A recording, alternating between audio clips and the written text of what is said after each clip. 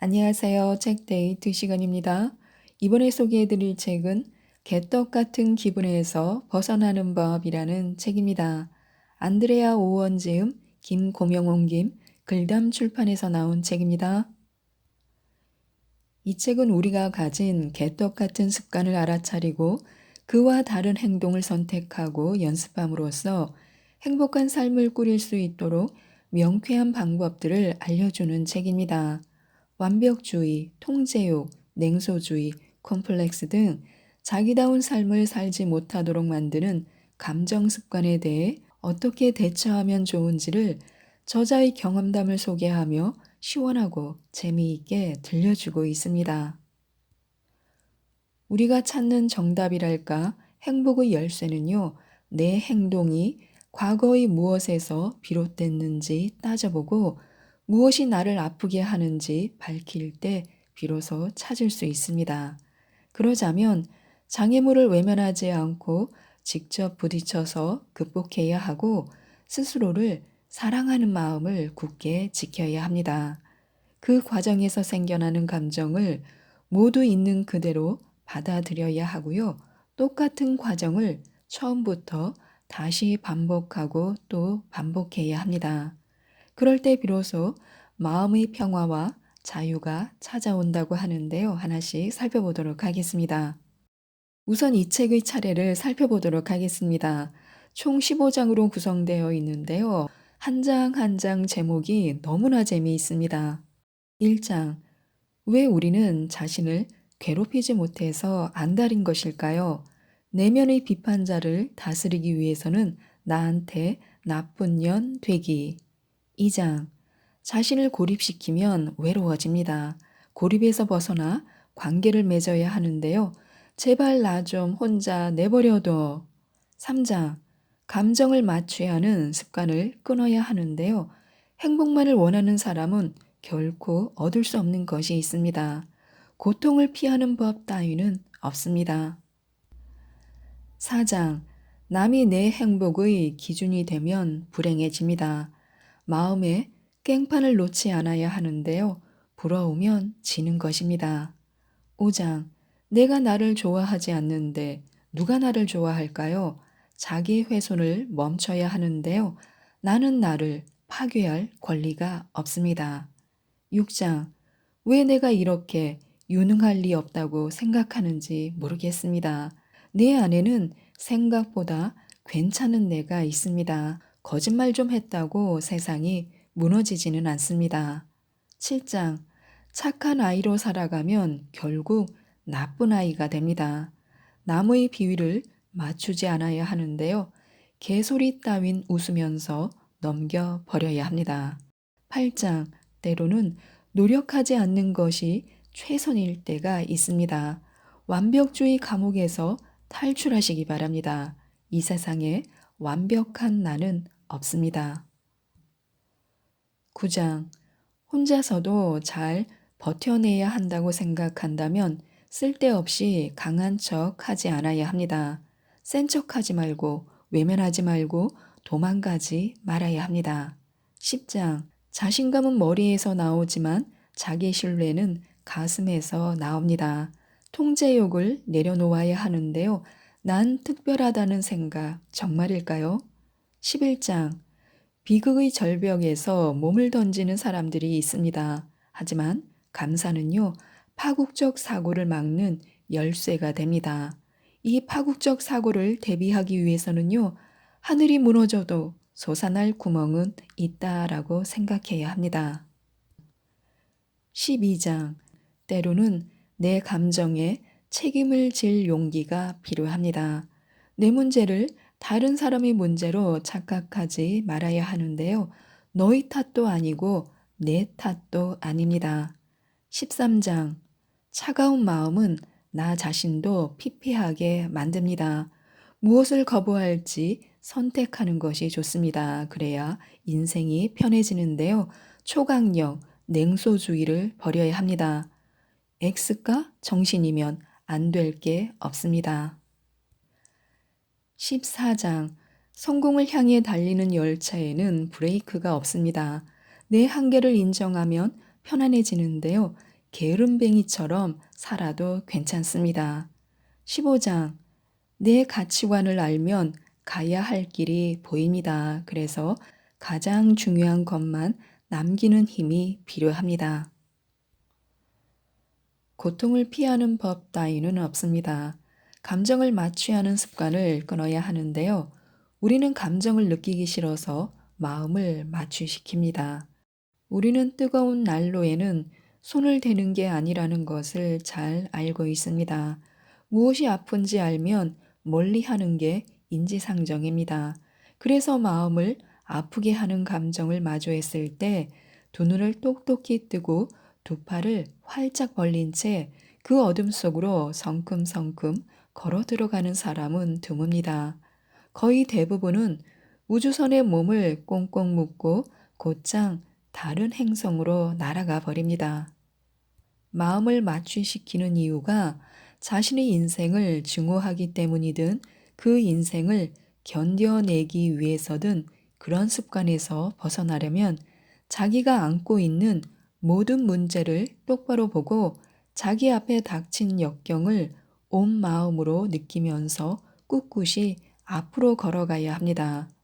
그 모든 감정을 있는 그대로 느낄 수 있게 되면 회복 탄력성과 행복감이 커지고 인생을 더 잘 살 수 있게 됩니다.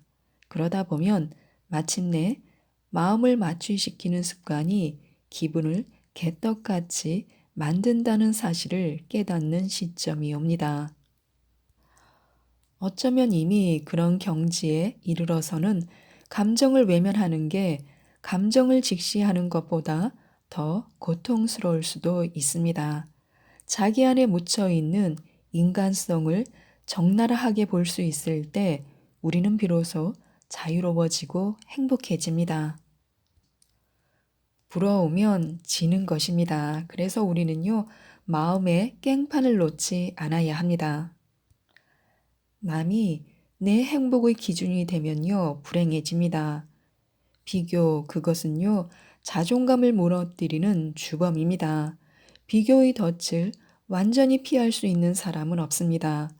우리는 다른 사람을 보면 의례 비교할 거리를 찾습니다. 그 사람은 온라인의 누군가일 수도 있고 동료나 절친, 연예인, 길에서 본 낯선 사람일 수도 있습니다. 우리는 그 사람이 가지고 있는 것, 지금 하고 있거나 앞으로 할 행동, 그 사람의 외모를 자신과 비교합니다. 그러면 의식적으로든 무의식적으로든 간에 나는 저 사람에게 있는 게 없고 절대로 저 사람처럼 될 수 없다고 믿게 됩니다. 상대방이 누리고 있는 것이 한정된 자원이기 때문에 나는 가질 수 없다고 생각합니다. 그래서 자신이 초라하게 느껴지고 그 사람과 같은 경지에 이루고 싶다는 욕심에 자신에 대한 기대치를 어마어마하게 높이게 됩니다. 하지만 잘나 보이는 사람도 실은 똑같습니다. 중요한 건 그것을 어떻게 다스리느냐에 있습니다. 비교는 인간이라면 당연히 하는 것입니다. 사실 소셜미디어 때문에 세상에는 잘난 사람이 참 많다는 생각을 하게 됩니다. 그런데 그들은 사진을 찍을 때 배에 힘을 주고 휴가지에서 폼을 잡고 일부러 파트너에게 입을 맞추고 여하튼 기똥차게 살고 있다는 걸 일부러 보여주려 합니다. 그들도 화장실에 앉아서 휴대폰을 들여다보고 매일 출퇴근하고 자녀와 씨름하고 돈 문제로 고민하고 배가 더부룩할 만큼 아이스크림을 퍼먹습니다. 그들도 그렇게 평범한 활동이 하루의 98%를 구성합니다. 그러니 우리가 그들의 일상인 줄 알고 비교하는 삶이 사실은 일부러 보여주기 위해 고르고 고른 특별한 순간이라는 것을 깨달아야 합니다. 남과 나를 비교할 때 우리는 그 사람이 나와 다른 걸 갖고 있고 내가 원하는 걸 갖고 있으니까 나는 그걸 가질 수 없다고 생각합니다. 남과 비교할 때 웬만해서는 내가 이기지 못합니다. 그리고 남의 단점을 찾아 자신감과 만족감을 얻는 건 자존감을 키우는 데 도움이 되지 않습니다. 건강한 방법도 아닙니다.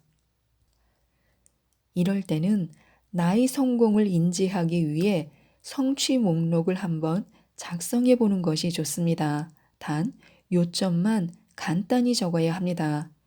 승진했는데 연공서열상 내가 다음 차례였기 때문이다 라고 쓰고 싶더라도 꾹꾹꾹 참고 승진했다라고만 쓰면 됩니다.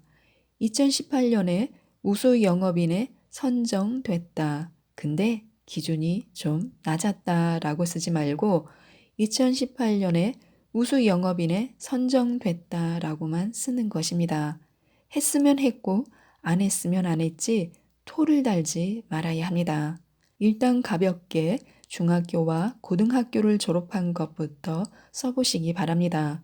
아이를 낳거나 입양한 것, 고향에서 타지로 나온 것, 술, 담배를 끊은 것, 아이에게 변기 사용법을 훈련한 것, 셀프, 네일 아트법을 터득한 것도 대수롭지 않게 여길 일이 아니니까 있는 대로 다 적어보시기 바랍니다.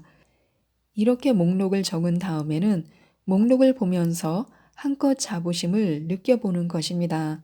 사람들이 자부심을 느끼는 걸 극도로 불편하게 여기는 이유는 무엇보다도 자부심이 자기 도취나 허세와 같다고 생각하기 때문입니다.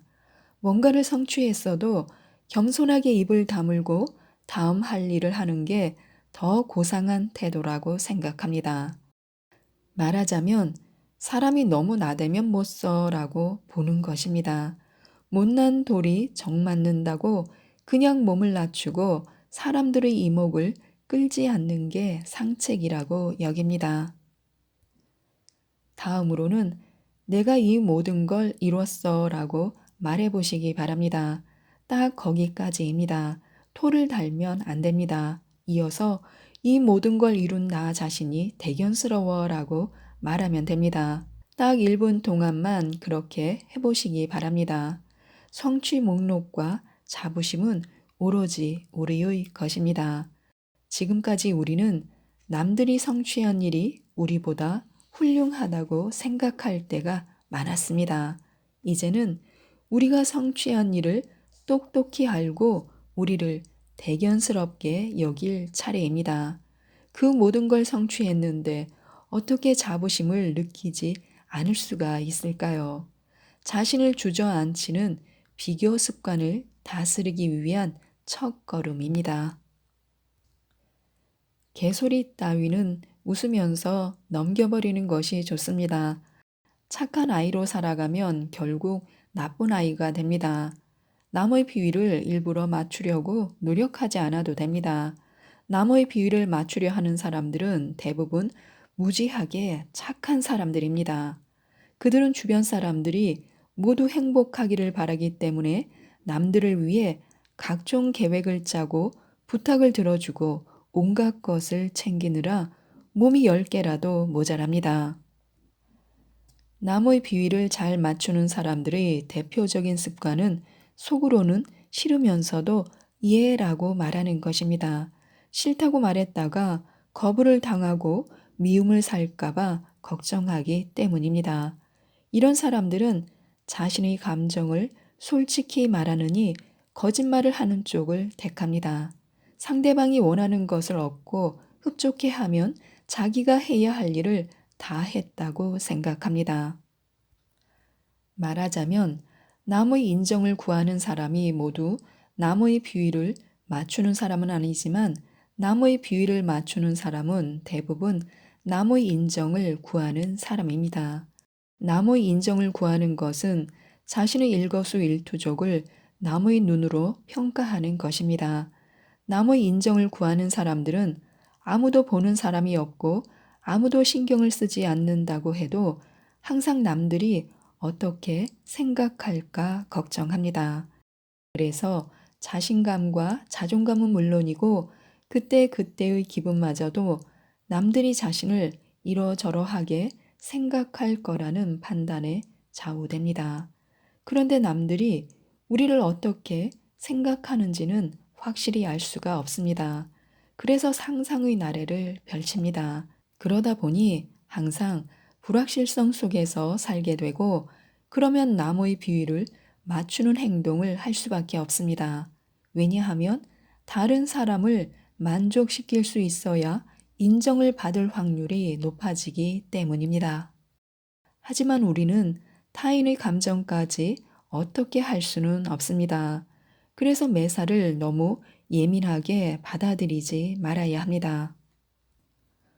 우리가 이것저것을 예민하게 받아들이는 이유는 인간이고 습관이 됐기 때문입니다. 그렇다고 그 습관이 우리를 파괴하도록 내버려 둬서는 안 됩니다.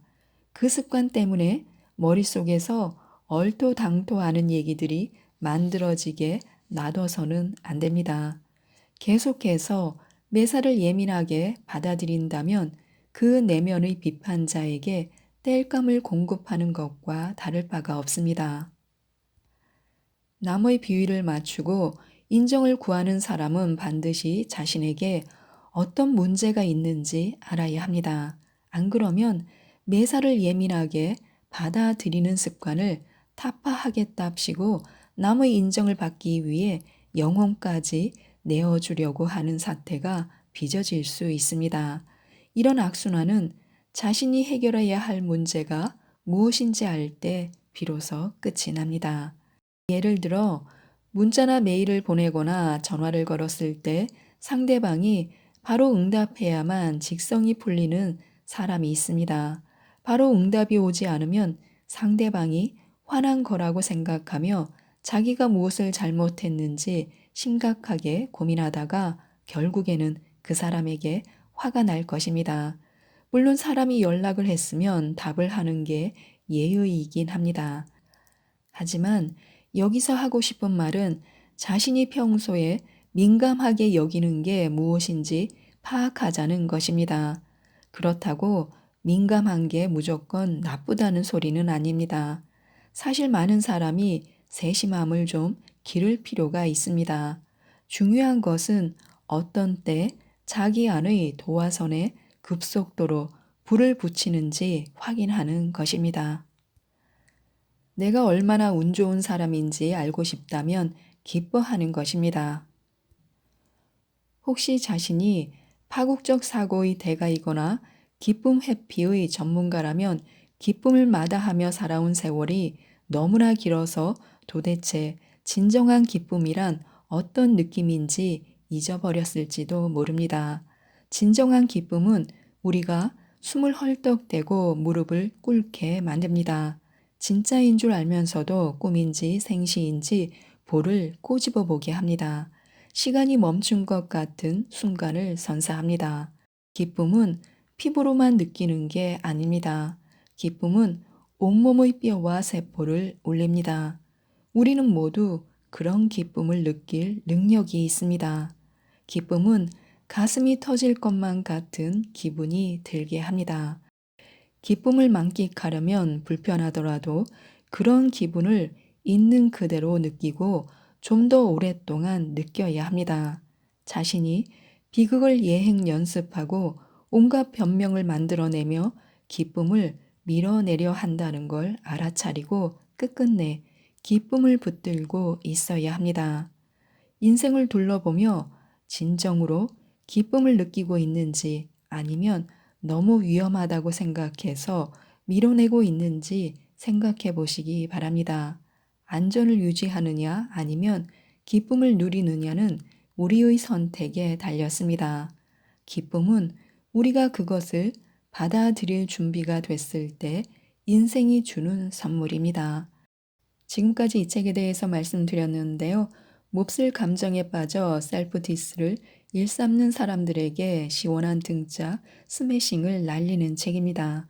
인생을 뻥 뚫어주는 솔직한 얘기들이 많이 담긴 이 책, 개떡 같은 기분에서 벗어나는 법을 꼭 한번 읽어보시고 심각한 고민들을 훌훌 털고 일어나 다시 도전해 보시기 바랍니다. 이상 책데이트였습니다. 감사합니다.